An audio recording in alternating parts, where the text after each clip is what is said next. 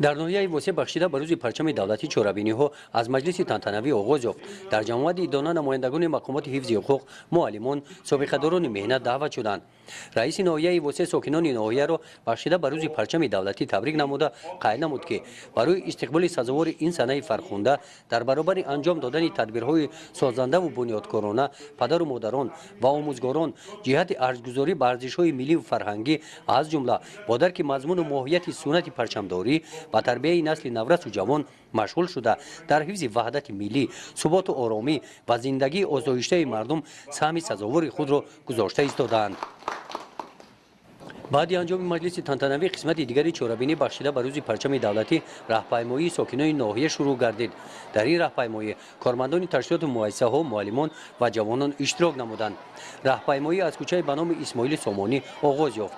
درازی پرچم رمزی برابر با مسافه درازی کوچه به نام اسماعیل سامانی است. از روی مشاهده ها و سردی هوا نگاه نکرده شماره اشتراکچیان راهپیمایی امسال زیاد به قید گرفته شدند.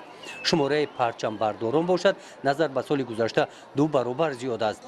راهپیمایی بخشیده به روز پرچم دولتی در باغ فرهنگی استراحتی انجام یافته. اینجا به این مناسبت جمع آمد ایدانه برگزار گردید. در اینجا آمد رئیس ناحیه وسیع سابقه‌داران مهنت نزد ساکنان ناحیه برآمد نموده شکرگزاری از دوران صاحب استقلالی کشور کردند. آنها قید نمودند که زیر پرچم ملی ما با وحدت و یگانگی رسیدیم.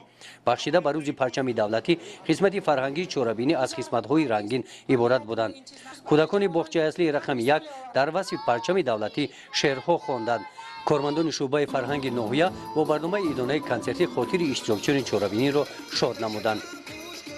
چورابینی‌ها بخشیده به روز پرچم دولتی یک روز پیش در دیگر تشکیلات و مؤسسه‌ها دایر گشتند.